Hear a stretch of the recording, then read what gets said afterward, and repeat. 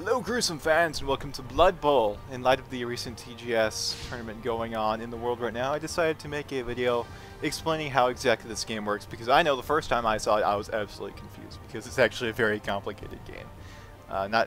Even once you get into it, it's still a little confusing at times. But before I explain the basics, I'm going to go ahead and make a new team for you guys. So I'm going with Dark Elves, calling them My Chemical Bromancers off of MCR. I don't really care what people say. I do like My Chemical Romance. Even though I am older than 13, I still like them. I don't really care. Anyway, each of my characters on this team is named after a person from a band. Not necessarily a band I listen to all the time, but just sort of a famous person. So to start off there, we have Ozzy from Black Sabbath. That's Ozzy Osbourne. Once again, I don't really listen to Black Sabbath that often. I do like it, don't listen to it that much, but of course Ozzy is an icon, so I decided to name a character after him. Next, we have Slash from, I think, Guns N' Roses. I could be wrong, but I think he's from Guns N' Roses. Next, we have Flea from Red Hot Chili Peppers, also another famous person in the music industry. For our fourth lineman, we have Cobain, Kurt Cobain from Nirvana. Love Nirvana, love Kurt Cobain. We're going to have another Nirvana member named after this, actually. Here we have Ilrath McGee. That's a play off of the Rise Against singer's name. It's Tim McIlrath. So I switched it up a little bit. Rise Against is actually my favorite band, so had to name him that. Next we have Marco from Nightwish. He is either the guitarist or the bassist, and he has awesome facial hair. Nightwish is a symphonic metal band, so I definitely recommend checking them out. Here we have a runner, actually. We're going to call him Morello. From Tom Morello, Rage Against the Machine, the guitarist, I think. Also made a song with Tim McIlrath and Serge Tankian, I'm sorry. They made a collab song, it was really good. Next off, we have Goliath off of Dave Grohl. You know, he's a pretty powerful guy, so I made him a blitzer. That's Dave Grohl from Foo Fighters. Also, the drummer from Nirvana back when that was still a thing. Here we have Billy Joel. I had to debate whether to call him Billy Joe or Billy Joel. Billy Joel from Green Day or Billy Joel from the band that made We Didn't Start the Fire, which I'm blanking on the name right now, but both of those guys are pretty cool. Here we have Crackbert, also a play off of singer. The band is called The Used, and the singer's name is Burt McCracken, so there's a little play on that. Kors is not actually a super popular musician. He's actually Corey, the guy who I record videos with sometimes, but he does have his own band, and they play sometimes, and they've had, I think, one gig so far. So I was like, hey, Corey's a musician, and I call him Kors like all the time because I get bored with normal names, I guess. So we're going to call him that. Anyway, now that that's done, let's go ahead and jump into the game. Here we go. Alright, so now I'm going to actually explain the basics. So for those of you who skipped to this part of the video, I'm going to start explaining how this game actually works now so that you aren't so confused, because this game is very confusing if you don't know how everything works, which I sort of had to learn just by playing and reading the instructions very carefully. But basically, it's American football with a lot of twists on it. Now I say American football, and not just football, because what I call soccer, with the black and white ball that you kick, that's what everyone else outside of the US calls football. So if I say football, people are like, hey, this isn't the game with the black and white ball and the goalies and that stuff. I'm like, no, it's not. It's American football. So I'm just going to keep calling it that so people don't get confused if you don't live in the US. Any Hoosers, let's go ahead and get started. Each game has 16 turns in it. That means each team gets to do 16 different moves with all their players if they so desire. Each turn has a 4-minute time limit, or actually could be less depending on what type of game mode you're playing. Some games have 2-minute time limits, and some games have 40-second turns, which are awful because you really don't even have enough time to move all of your players, let alone make a complicated strategy. Although I usually do tend to win those because I can think more quickly than other people, but still, it's a little bit more difficult than these 4-minute turns in which you can actually plan out your strategy. So as opposed to a game like FIFA, which is more, action-based, this is a strategy-based game. It's very slow-paced. You have time to think out all of your moves. You need to be very strategic about this, how you go about it, where to move each character. It's very complicated stuff, actually. Each team has 11 people on it. Could have some backups, you could have some missing people, but the base number is 11, of course. So at the beginning of the game, each team is given, actually, I'm sorry, one team flips a coin, gets to call which side they want. If they win, they get to choose whether they want to be kickers or receivers. Kickers obviously are going to kick the ball to the other team, and receivers are going to run it into the opposing touchdown zone. So the point of this game is to get the most touchdowns as you can, which is actually easier said than done. And here's the kickoff right here. Looks like we got but this is post commentary, by the way. I'm not talking while actually recording this because that would be a little too much to handle at one time. But I'll explain why that is later. But as you can see, we kicked the ball right back there, so they're actually going to have to go back and get it. Now I'll explain strategy and the dice rolls later because there are dice in this game. It is based off of a board game. I'll get into all that later. First off, I want to explain the stats. If you look there in the bottom right corner, you can see each character has a portrait and 4 stats next to their picture to the left. So that first skill is MA, that's movement allowance. It determines how many squares, tiles, that unit can move in one turn. So if a person has 7 MA, that means they can move 7 squares per turn. Next down we have strength. That determines how many dice you are going to be able to choose from when you're attacking an enemy. If you have, say, a strength of 3 and an enemy has a strength of 2, you actually, when you go to attack them, you are given 2 dice to choose from to get results, because obviously sometimes the dice can be bad. So the more dice you can choose from, the better. If you're, I believe, 2 strength above whoever you're attacking, you will get 3 dice to choose from, but if you are the same strength as your opponent, you'll only be able to choose from 1 dice. And if you're actually lower, you'll be able to roll 2 dice, but the enemy gets to choose which dice will be used against them. So they could always choose, say, attack or down. If you do that, and then whoever attacks that person is going to be knocked out for a turn, so be very careful about that. Next stat down is agility, which is what the elves are most adept at. Saying that word wrong, they're most adept at. So agility determines how easy it is for you to get away from an enemy's tackle zone. Tackle zones are little squares around each player, in a square around them, so 8 tiles around them.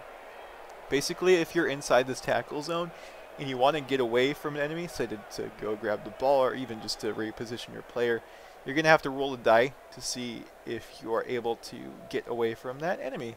So the higher agility is, the lower number you need to roll, or the wider the range is that you can roll and be able to get away from that enemy.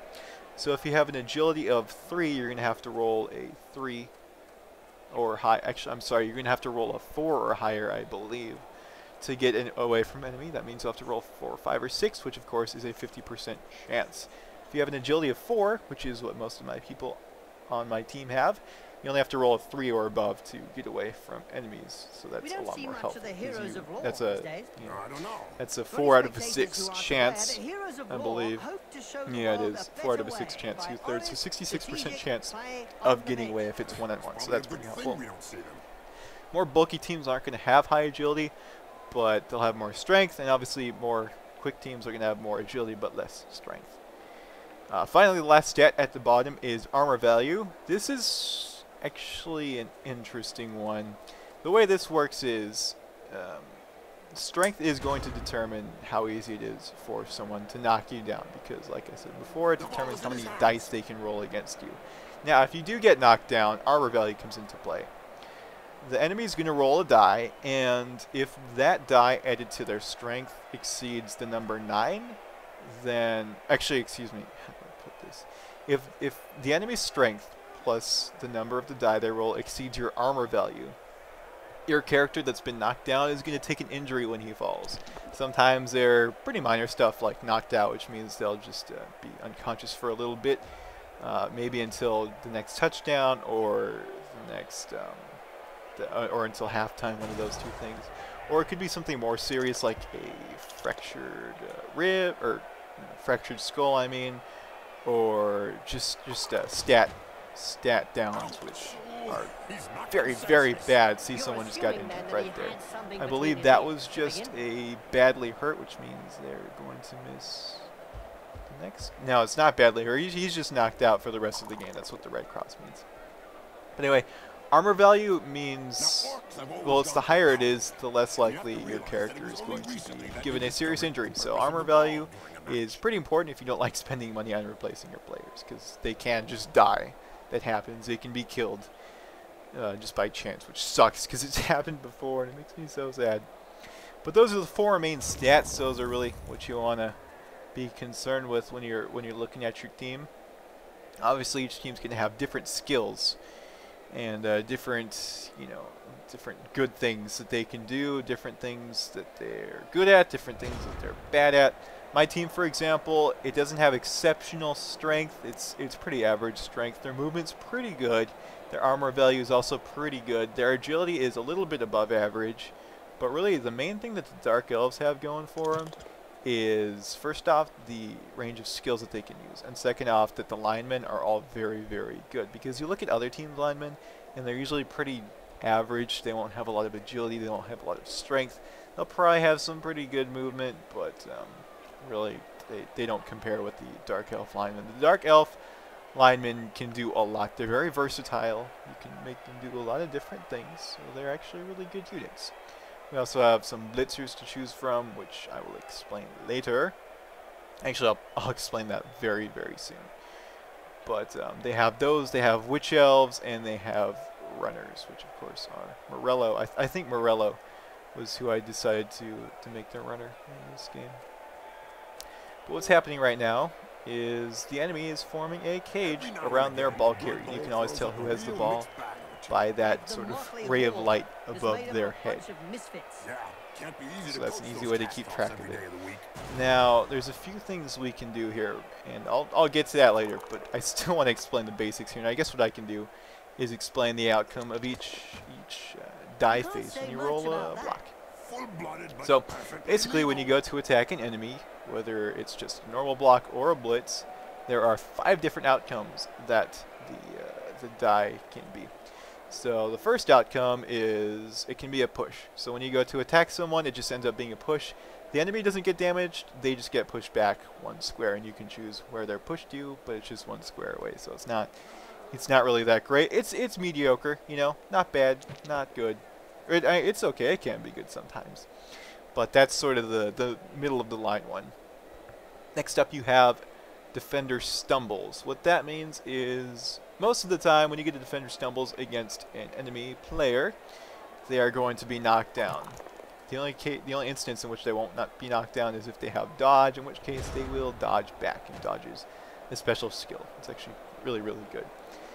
But the third outcome of the die is Defender Down instead of Defender Stumbles. They're very, very similar. They both knock the defenders down. It's just that the Defender Down will knock down players with dodge, so they can't dodge away, I believe. I could be wrong on that, but that's the difference that I've noticed. It's a very minor difference if you actually read up on it. For so long, I was like, what is the difference between these two? Because they look almost exactly the same on the dice. Because Defender Down is a yellow starburst, and Defender Stumbles is a yellow starburst with an exclamation mark in it. So it's very, very similar. But I believe that's the difference. The fourth outcome is the both down die. That is going to knock down both the attacker and the defender, unless one of the two has a skill called Block, which protects them from being knocked down during that outcome. So you see it's that attacker right there with the lightning bolt over his head. He just used, he just attacked and he got both down, but since he had the Block skill, he was able to choose both down and not knock himself down in the process, which is of course good for him. And finally, the fifth and final outcome of the D6, which is weird because there's 6 faces and only 5 outcomes. But anyway, the fifth outcome is... I love that move because that guy really screwed up.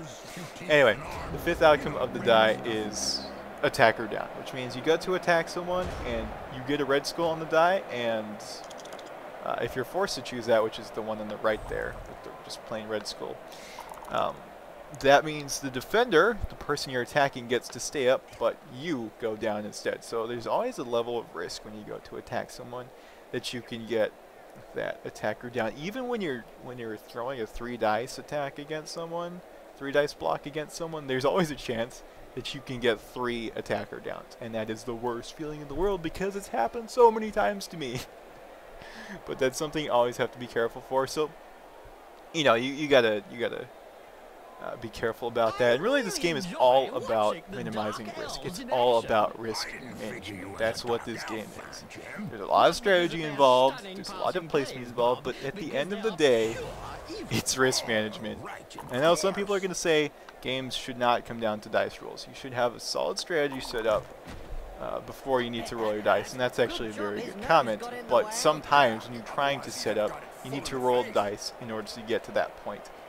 And sometimes along the way you will get a very, very unlucky die roll, and that's very obnoxious. Even if you have 2 die rolls against an enemy, which is very common, you'll still get, you know, 2 both downs or 2 defender or 2 attacker downs, and that's an awful feeling. But you know, it happens. It happens. Here, what happened was the ball carrier had a special skill that allowed him to work in conjunction with that bigger enemy. I believe it's a troll. The troll was able to pick up the ball carrier and throw him in attempt to get the ball carrier closer to the goal so that he could just roll, that he could run there in the next turn and score. Now, unfortunately, sometimes when that skill is used, the ball carrier just drops the ball and gets injured or stunned or knocked out or something like that, which is exactly what happened here. So I was able to go and grab the ball. As you can see here, I've actually set up a relay. So I've done 2 things here. I've set up a wall and a relay, but I'll explain both of those things as time goes on. But I actually do feel like I did pretty well in this match. This was my first match playing Dark Elves, by the way. So this is, at the time, this is all new to me. So I feel like I actually did pretty well. But anyway, I guess really the last thing that I want to talk about is, I already talked about dodging. Yeah, I want to talk about the go for it rolls, because that's really the last basic thing that I need to talk about at this point. Go for it roll is, it's a chance, it's a dice roll that allows you to get extra movement. So you can see there on the gray squares all the way to the right or the top, they've got the dice on them, if you can see that, or just 1 die on them, sorry. Basically the way that works is, like I said, the character has a movement range of whatever. So if they have a movement range of 7, they can move 7 squares. Beyond that, there will be 2 more 1 die squares. What that means is you can move to those spots two spaces away. If you have an MA of 7, you can move 9 squares. But in order to move those last 2 squares, you need to roll a die, each square. And if you mess up on that die roll, you fall down and you get a turnover, which means the enemy, your turn's over and the enemy gets to do their turn. Now, what determines if you make this go for it movement is a die roll, like I said. As long as you don't get a 1 on each go for it roll, you don't fall down. As long as you get 2, 3, 4, 5, 6, you'll make it to that next square, which isn't a huge risk. It's a 16.7% chance of failing each time, which isn't gigantic, but if you're doing it all the time, it's going to happen pretty often, because you know, if you're just going for 1 go for it square, it's only a 16.7% chance. But if you're going for both go for it squares, that's 1/6 plus 1/6. That's a third of a chance, 33.3 chance of falling down when you're doing that. So that's actually a pretty big risk that you're taking there. So always be careful when you're going for go for it rolls. Usually I don't do that unless my runner that has the ball is very close to the touchdown line. And he just needs to, or sorry, to the end zone line, and he just needs to get that last square or 2. That's usually the only time I do it. And even then, if nobody's in range of attacking the ball carrier, I don't do that because I don't like taking unnecessary risks. So you got to be very, very careful about these things. Now, I suppose I would like to start talking about minor basic strategies at this point, because there's stuff that you're gonna... Oh, no. I'm sorry, real quick, blitzing. Blitzing is the last thing that I want to go over before we do that. So blitzing... Actually, let me sort of do some background here. You can attack an enemy if you are adjacent, if you are in a tile adjacent to them, right? So like I mentioned before, the strength determines how many dice you're given to roll against them, and all that good stuff in there. I'm just gonna... There's no competition there to get to the end zone, so we basically scored already. But that I was saying is you can attack as many times as you want as long as your characters are an adjacent tile to the enemy. However, if you have to move in order to get to an enemy, and then you want to attack them at that point, that's called a blitz. You can only blitz once per turn. And that makes things a lot more complicated. You have to use a lot of strategy when you're blitzing, because you can only move and attack once with one person per turn, right? Everyone else has to be next to someone that they're attacking. They can't move. You can't move two people and then have them both attack someone after moving. You just can't do that. You can only blitz once per turn. I hope I'm making sense here. Let me just repeat it one more time. You can only move and attack with one character in the same turn. Everyone else can only attack or move. You have to choose one or the other. You have to be very careful. That's what you're doing there. And I attempted to dodge, got a turnover. Like I said, turnovers end your turn. Switch it over to the other person. Usually results in one character going down, getting stunned for that turn, which isn't a huge deal, but still, it's a little bit annoying. But it happens. Anyway, blitzing, like I said, actually, I just mentioned what blitzing was like 3 times there. 3 times. Good stuff. So usually you have characters dedicated to blitzing, and they'll have block, which, like I mentioned before, will give them a higher chance of being able to knock the opponent down. It becomes they can get 4 of the faces instead of 3 of the faces and still remain standing up, which is actually a lot better probability, especially if you have dodge and block in the same character. Oh man, those guys just don't go down. It's fantastic, and that's what this team is good for. That's what all elves are good for, really. But that's blitzing. As far as other stuff goes, there's still passing and catching that I could go over, but I don't really do any of that yet at this point in the video, but I'll explain those as well, I suppose. So passing is just exactly what it sounds like. You have to be in a square adjacent to a partner, with the ball, of course. So the ball carrier, say, runs over to a partner that's halfway, it's on the scrimmage line, on the middle line there. So the ball carrier runs to that person on the middle line. They go right next to them, you right click, and you actually just pass the ball right over to them. At that point, that new ball carrier can run, 7 or 6 spaces or whatever their movement allowance is. So if you have 3 people set up along the field, you can actually, literally completely cover the field in one turn if you have 3 people sit on a relay who can run the ball all the way to the end zone, which is actually what I do all the time. That's really what elves are very, very good at. So there's, something to keep in mind. As far as throwing goes, that is a lot riskier. There's a lot of dice rolls involved in that. You have to get, I believe, a 4 to... actually, that depends on your agility as well. But you have to roll... I can't remember what the exact probability of it is. You have to roll a certain die to be able to throw properly, and then you have to roll another die to see if the catcher catches the ball properly. And there's skills to help with that, but if you don't have those skills, it's a very risky maneuver. And obviously, the farther the thrower is from the catcher, the more risky it's going to be. So that's something to keep in mind. There's just a lot of dice rolling in this game. You have to roll a dice to actually pick up the ball from the ground. And that, once again, is based on your agility. If you have an agility of 1, you literally need to roll a 6 in order to pick up the ball with a character. And if you go to pick up a ball and you fail, that's a turnover. Your turn's over. So you have to be very careful about that. It's so sad. It's so sad when you have a character with agility of 4 and they just don't pick up the ball, or they don't pass it properly. That's super annoying, because it's such a simple thing. But then again, this game wasn't meant to be realistic. It was meant to be, strategic, and that is just, another thing that happens in the game. It's just another phenomena that you have to deal with, something you have to account for. So that's interesting. It's really not realistic, but it's not trying to be realistic. It's trying to be a game that you play that's got rules. So keep that in mind. Now, I would finally like to start talking about minor strategy here now that I've got pretty much all of the basics out of the way here. So, let's see, I already talked about the relaying the ball with the passing. That's one thing elves are very good at. And that's actually what most teams are going to do. They're either going to set up that relay in order to pass the ball from one player to the other until they can get it to the end zone, or they'll throw the ball from one to the other in a relay like that. And that's one way you can get the ball across the field very quickly.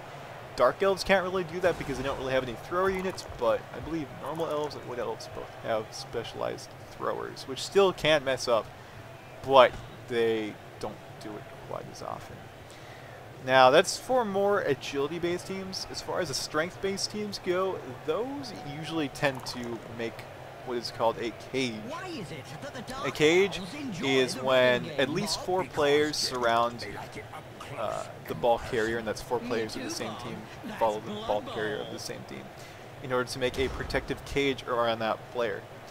Now, in order, obviously you want to attack the ball carrier so that they drop the ball. That's you know, your main priority. But in order to get inside that cage and attack the ball carrier, which has 4 people on its corners around the squares, you actually have to dodge into a few tackle zones just to be able to get a chance to attack that person. And that's incredibly, incredibly risky. And I'm going to calculate the odds. Excuse me, god damn, I just ate. Anyway, it's incredibly risky, and I need to do the probability in my head right now. So, let's see. Picture this. You have 1 ball carrier in 1 square. In the upper left, upper right, lower left, lower right, you have another character. All 5 are on the same team, right? That means there's a hole, there's an empty tile, directly down, directly left, directly right, and directly up, in which you can put a character. Now, in order for that character to sort of jump in that cage, they're going to have to enter 3 different tackle zones from each of those players to actually get into that place where they can attack that ball carrier. Now, even if they do happen to get into this open slot, this ball carrier usually has about 4 people assisting it, because when there are people adjacent to when there's teammates adjacent to a certain unit, that unit basically gets +1 strength for every unit around it. So if the ball carrier has 4 people around it, it's going to have 4 more strength than it usually has, which obviously is a huge problem. So you have to get a lot of people there in order to sort of balance that strength out. But it's just so risky to actually jump into those 3 tackle zones, even with 1 person. It's just not going to happen if you try and get 3 people in there. So there's a lot of strategies dedicated to breaking those cages and sort of breaking down the outer walls of that cage before finally moving in to get to the ball carrier, who no longer has any support. And usually ball carriers are weak and fast. That's usually what they do. They're quarterbacks. That's what they do. They've got high movement allowance, low strength, high agility, usually low armor value. So as long as you can break open that cage and get to the ball carrier, it's usually not a problem to take them out. Especially like if you manage to break open the cage, you're probably going to be able to get to that ball carrier, because you're already right next to it. It can't really dodge you out because there's going to be so many of you around it. So there's something to keep in mind. I find cages very, very useful. Besides this team here that you see, I have an Orc team, and I do cages with them sometimes. It's just cages are so difficult to break, so difficult. And I feel that when I'm playing as Orcs, people don't really break the cage. And I feel when I'm playing with my Dark Elves here, it's very, very difficult for me to break the cage. And the only reason I got the ball in the last round is because this guy, the guy I'm playing, made an idiot move and decided to throw his ball carrier. Otherwise, I don't think I would have actually gotten through. Honestly, I don't remember. I don't remember if I got through, and that's why he threw his ball carrier. I don't remember. It was a few minutes ago. God, how do you expect me to remember that? But, you can look back and see how I did that, because I don't remember anymore. I'm still trying new strategies to break open cages reliably, because they usually just kick my ass, because I don't have that much strength compared to, say, a Dwarf team, which, good luck getting in that cage. It's just not going to happen most of the time. But there's really, those are the 2 main strategies that all teams are going to go with, unless you've got a weird team like the Goblins, which are just like, I don't even know what's up with the Goblins. But those are really the 2 main strategies for getting the ball across the field. So cages tend to be slower, they progress slower, but they're more powerful, and the relays are quicker but more fragile. And of course, these all have holes. they can be changed a little bit. You know, elves can do cages if they want because they're more mobile, so they can, you know, the enemy team will form a defensive line like I've done here, so that the cage can't progress forward, but then the cage can just move right horizontally across the field and then down if they've got high movement allowance and high dodge, in which case it's not a problem. So that's, you know, that's one way a cage is a little bit different than the standard, hey, brutish force cage. But, you know, to each his own, whatever people want to do. I don't really like cages with Dark Elves. It doesn't work out too well. Unless you're going against a very squishy team, which I was not doing here. I was playing against Orcs, which are actually pretty good. But the reason I made this defensive line here instead of actually trying to break open the cage, because this was the 8th turn, which means after this turn it's going to be halftime, and it doesn't matter where the ball is, doesn't matter where the players are, everyone goes back to their starting positions unless they're injured after this turn. So like the 8th turn is the final turn. You have to make a touchdown before starting over again. So that's why I didn't actually try and break open, because I knew if I made this defensive line here, they wouldn't be able to run past me and actually get the ball into the end zone. So that's why I did this. Now, if you, it's kind of a dick move, but if you know the enemy is not going to be able to score this turn and you have 1 turn left, you can just start beating people up, because you actually get experience points for beating people up. And it's hilarious. But you can see I have a few people surrounding that little guy. I got a defender down there, and he did not end up injured, which makes me sad, because you actually get 2 skill points, or star player points they're called in this game, for heavily injuring an enemy, which is just hilarious. And that's obviously a lot easier to do if the enemy has low armor value, because they'll get injured a lot more often. So if you're going up against like the high elves or say the dwarves, you're just not going to get a lot of injuries against them, which is a little bit annoying, but it happens. It happens. What you can do in that case, though, and it's what I've been doing lately, I haven't done it in this game, I don't think I ever do, but what I do a lot now, after playing about 6 or 7 games with the Dark Elves, is I foul a lot. And what fouling is if you see an enemy on the ground, he's either stunned or just he's knocked out for that turn. He's got the stars above his head. What you can do is run over to him, and a little boot icon is going to appear over his character, over his icon. And if you attack him while he's on the ground, it does something called a foul. What that does is it's basically an attempt to injure that player so that they either get knocked out or they get a serious injury, which means they'll get a stat decrease. And it's called a casualty when they're given more of a serious injury rather than just being knocked out or badly hurt. Those are just sort of normal injuries.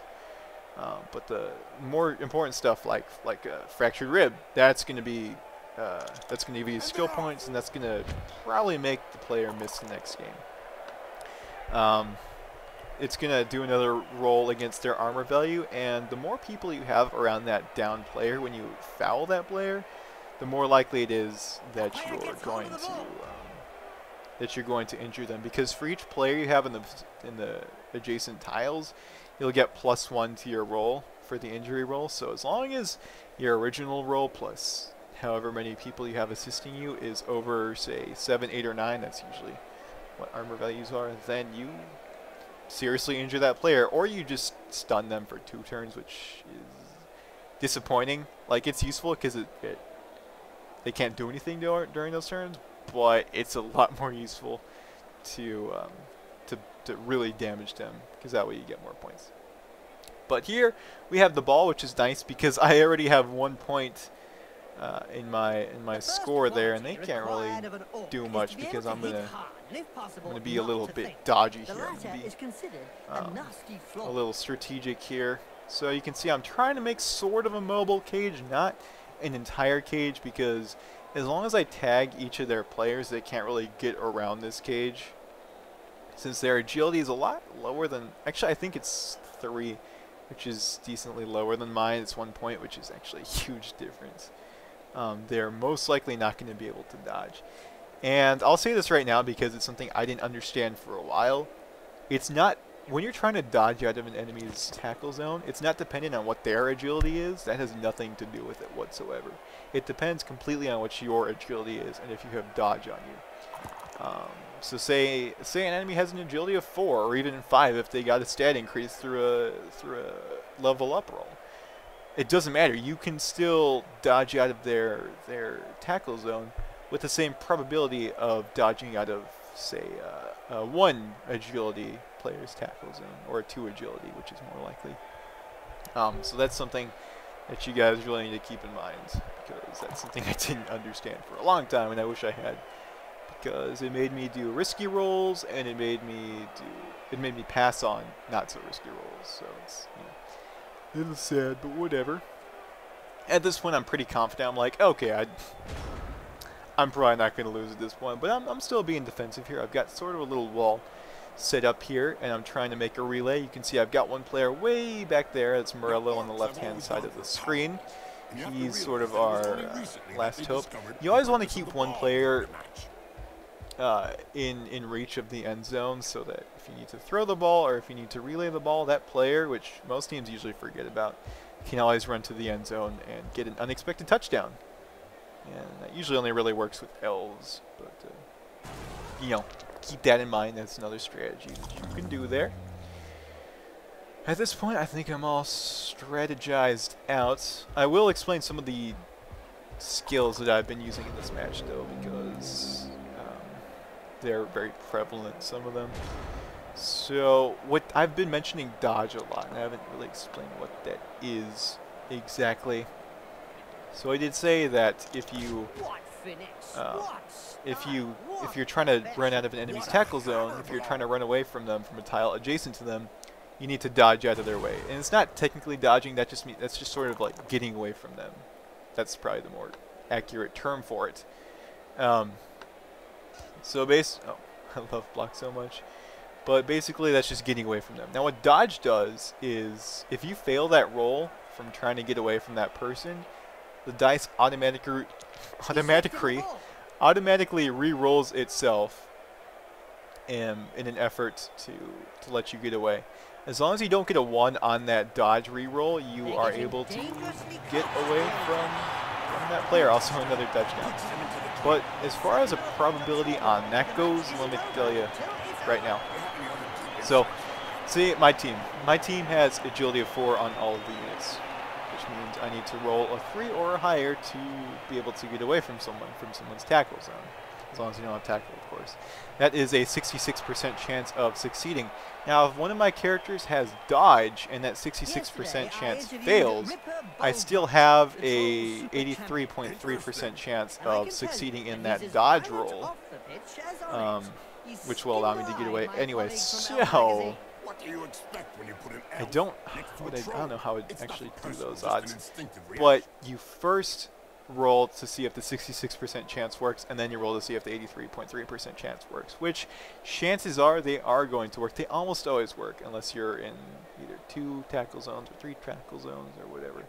Because for each tackle zone you're in, besides that original first player, you get -1 to your dodge roll. So if you're trying to dodge out of 2 players' tackle zones, they're right next to each other and you're in front of them, you're trying to dodge out of that, you need to roll a 4 or higher. And then if the dodge roll, or if that roll fails, then you do the dodge roll, which needs to have... I don't know if the tackle zones affect that, actually. I should research that. I don't know if you would need to roll a 2 or higher for that instead of a 1, but I would... Actually, I would like to research that, and I'll probably do that for the next part, because I will be making parts on this. They will not all be this long, because nobody wants to watch, you know, hour-long matches over and over and over and over again. They just want to see the highlights, mostly. But I'll figure out how to do that later. Actually, why don't you guys let me know? Why don't you tell me if you want to see full matches, or if you want to see more of a highlight reel sort of thing, where I tell a story about my characters, because I actually really want to do that. Tell, like, background histories for freaking, like, you know, Crackbird. I'll tell you guys what his life's been like. It's pretty rough, I'll tell you that. But that will be for later, because I don't have any stories in mind for this part. I actually, if I do end up telling stories about my characters in these parts, it's going to be completely ad-libbed. I'm not going to plan those. I'm not going to write those down. That's just going to be straight from my head because I've actually been trying to practice that a little bit. That skill where I just like start talking and telling the story and just pull it out of my ass and, you know, have it turn out well. Because I'm actually, like, at this point in my life, I'm actually pretty good at writing stories. And I know I hope I don't sound cocky, but I've been fucking trying that for, you know, 6 years now, I think, writing stuff, and I feel like I deserve to be a little bit confident about my writing skills at this point because I've put so much time and effort into doing that I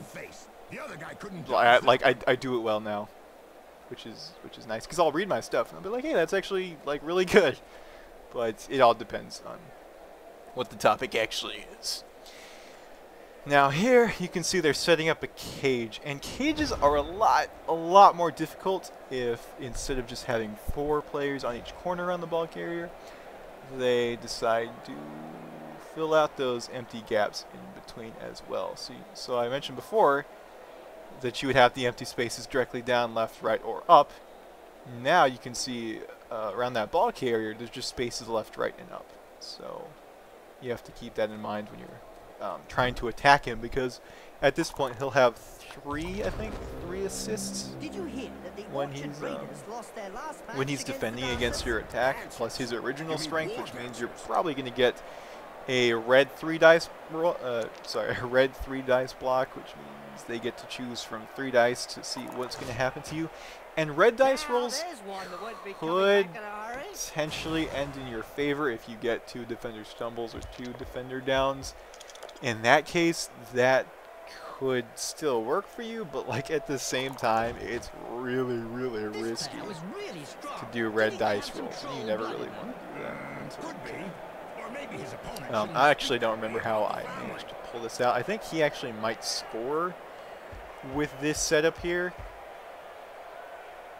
I also can't remember if he makes a stupid move and drops the ball, because I don't remember him scoring in this game. But it's been like a week since I played this game, so it's a little bit hard for me to remember, because obviously I'm not going to watch an entire hour-long video just to know what's coming up, so I can commentate it. You know, it has to be semi current, semi-relevant. Can't be entirely like, oh, I know exactly what's going to happen, because that gets sort of boring sometimes. But yeah, actually at this point I'm pretty sure he does score, unless he does a go for it roll, which he's been doing stupidly throughout this game. When he doesn't need to, he'll just go for it for no reason, and that's something you don't want to do. You don't want to go for it unless you actually have to, because even though there is that 1/6% chance of failing, it is, you know, if you're doing it a lot, like I said, it's going to happen pretty often. One thing I didn't mention before were the rerolls, I suppose. That's one thing I really should mention. Rerolls are very important to not getting screwed over, although they can still screw you. Oh, the stories I have to tell you guys. Oh, makes me cry. But rerolls, basically, you start off a game with however many rerolls that you bought in the menu screen, and they each cost a different amount of money depending on what kind of race you're playing. But for me, for Dark Elves, they cost 100,000 gold per reroll, which is actually really expensive. But I have 2 to use every half, because they get replenished every half game. And when you go to block someone or blitz someone, and you do the roll, say you get 2 blocks and you don't have a character with, or sorry, say you get 2 both downs and you don't have a character with block, like that guy just got, and you want to reroll that because you don't want a turnover, you want a defender down. So you reroll that, and then you get 2 blocks again. Or you get 2 both downs, you reroll because you want a defender down, but then it just turns out to be another 2 both downs, or even 2 attacker downs. And it just gets really depressing when that happens, because you waste a reroll, which are very valuable, and you get the exact same results or worse results potentially. So there's always a risk involved in that. Because like generally 1 die blocks you don't want to go for, because that's pretty risky. that's only about a You remember the 40% chance final of, between the Dark Side Cowboys or and sorry, the that's a Chaos 60% chance All-Stars, of succeeding if you don't have block, maybe the 80% chance Chaos if you do. players that got turned into Actually, slugs before I by go on illegal with that thought, magic. I might be wrong about the probability of that. And the reason I say this is because there are only 5 outcomes on the D6 block, which means it's possible that each D6 block has 2 of the same faces. I don't know which face gets doubled on the D6 block, or if they just don't take into account the 6 faces, and they just give each outcome a 20% chance of occurring. I don't know if that's what happens. I'll need to research that too.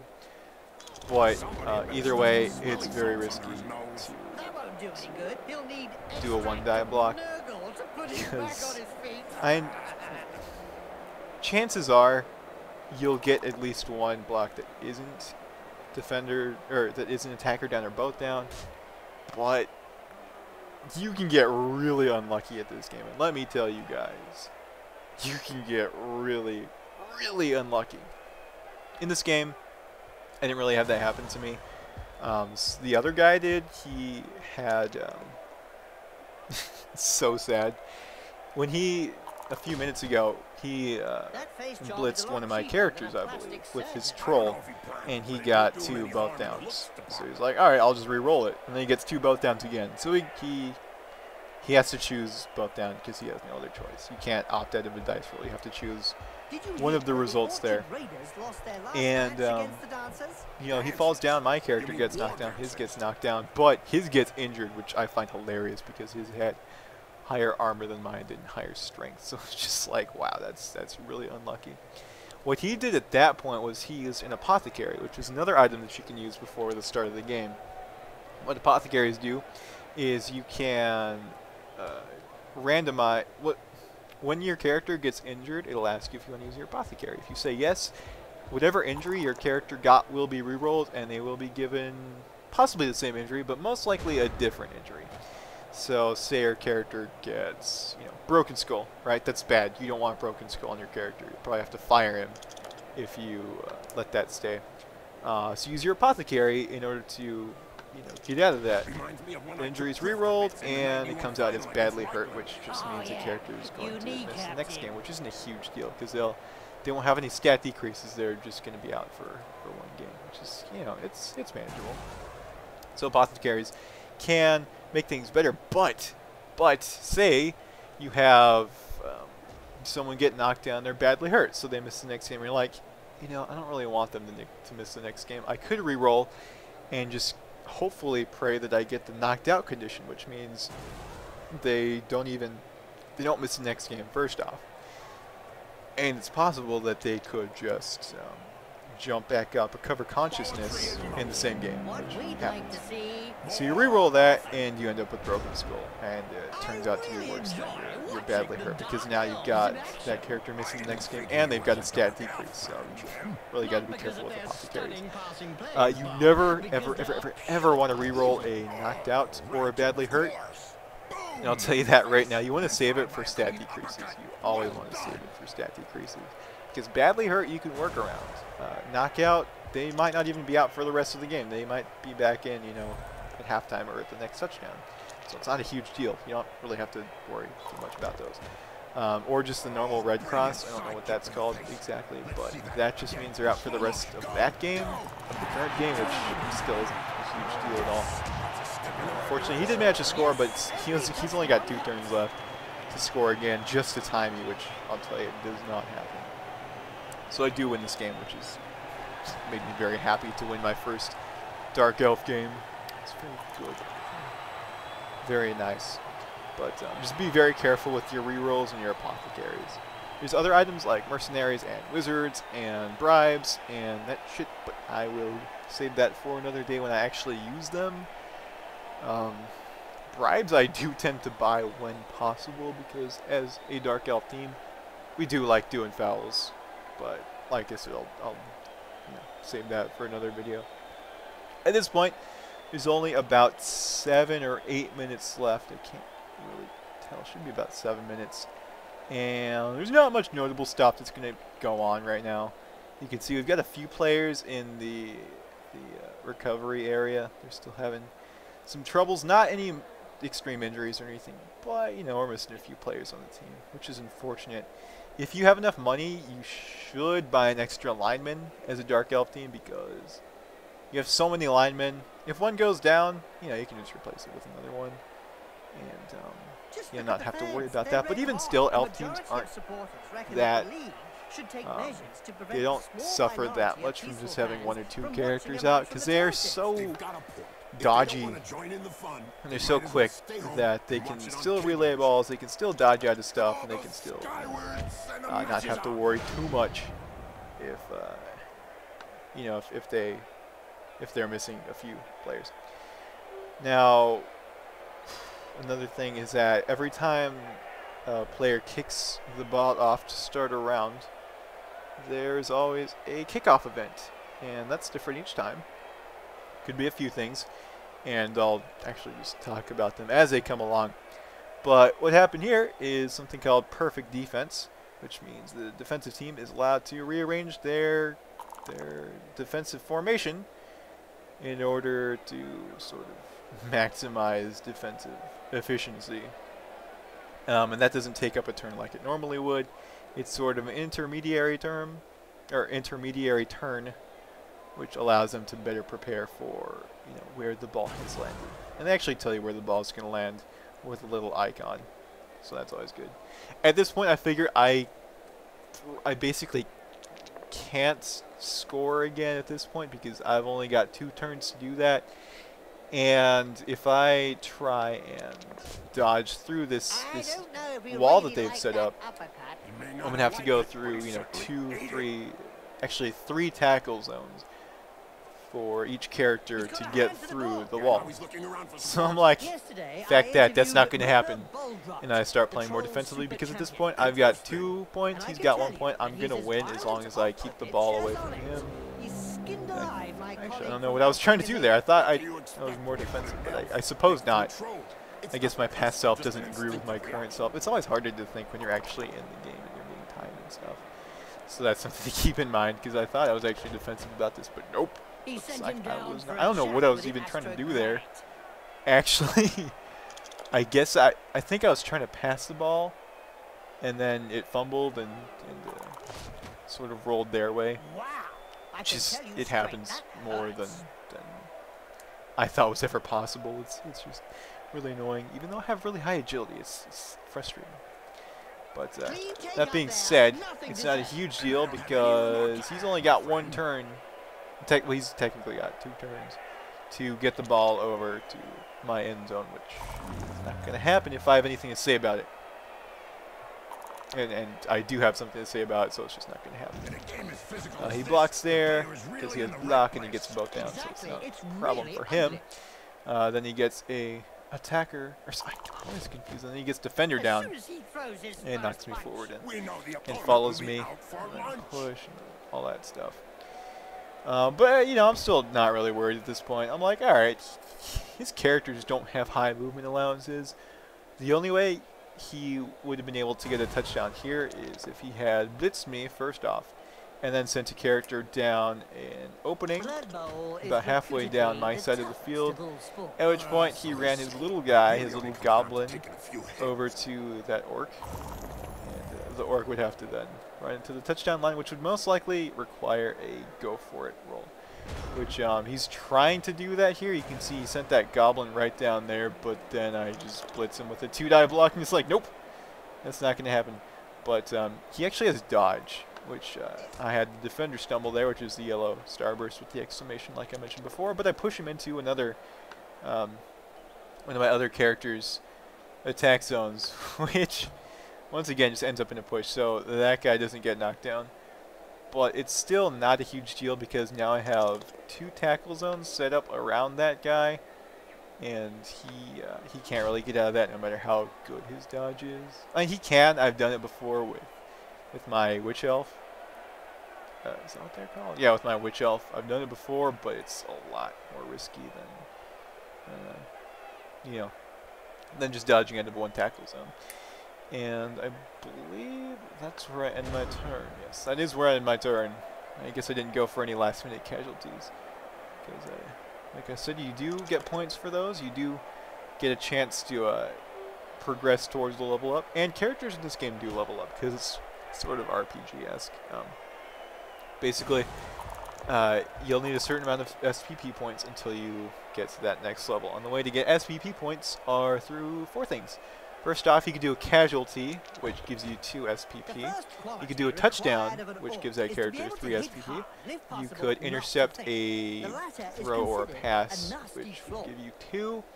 Or you could undergo a good, proper pass to one of your own teammates, which will give either the passer or the catcher, I don't remember which one, SPP, which isn't a lot, but it's still something. First level, you only need 6 SPP to level up, and then after that you need 17, 16, it's either 16, 17, or 18, I don't remember. At that point you get to level 3. After that, I don't know, because I haven't gotten that far in this game yet. But I do know that. And wow, he actually did something really risky there. He decided to throw the ball a pretty decent way into one of his characters that is surrounded by one of my characters. And, so sad. He gets away from my tackle zone and finishes 1 square away from the end zone. 1 square away. After going for both go for it. And he literally cannot do anything about it. Because he sort of parked his character too far away from the end zone. That's something you always want to keep your eye on. If you're doing a relay, you need to make sure that final unit is in range of the end zone. Even if it has to be their second go for it roll, just make sure that they're in range so that doesn't happen right there. He could have tied up with me if he had moved his character 1 more space, but he did not do that, so at this point he knows he cannot make a touchdown to tie it up, so he just tried to attack the people, which will, like I said, give you extra points before the match is over, so you might as well. But that's the end of the match. I won the game by 1 touchdown. Nice. It's always nice winning against Cage using teams as a Dark Elf team, because it's very difficult to actually do that. It's very difficult. Of course, one of my touchdowns was really only because he's an idiot, but doesn't really matter when you see a still. match like that. Anyway, and then it asks me if I want to level up my dudes, which I do. I got some money. How much? Oh yeah, you can re-roll your winnings if you'd like. Anyway, that's it for now. I know this was a really long video. So you guys let me know if you want these to be shorter, more of a highlight reel thing. You let me know if you like the idea of me telling background stories for my characters, because I actually think that would be pretty fun. You tell me how often you want to see these videos, all that stuff. I might try sending these to one of the Machinima channels. I don't know. I'm thinking about it actually, if I get better at this game. But we'll see. Anyway, that's it for now. Actually, no, I'm just choosing my skill for my character here. I'm going to tell you right now, I did actually delete this team and start it up a little bit differently. I gave some units different names and also switched up the lineup. Got a Witch Elf, and it's a little bit different than the team in this video, and I'll show that next time. But for now, thank you so much for watching. Subscribe, leave a comment, like, whatever the hell you want to do. Just, I hope you enjoyed, learned something. And leave feedback. I love feedback. I love questions. That's what you do. Yep, so you guys have a great day. Take care.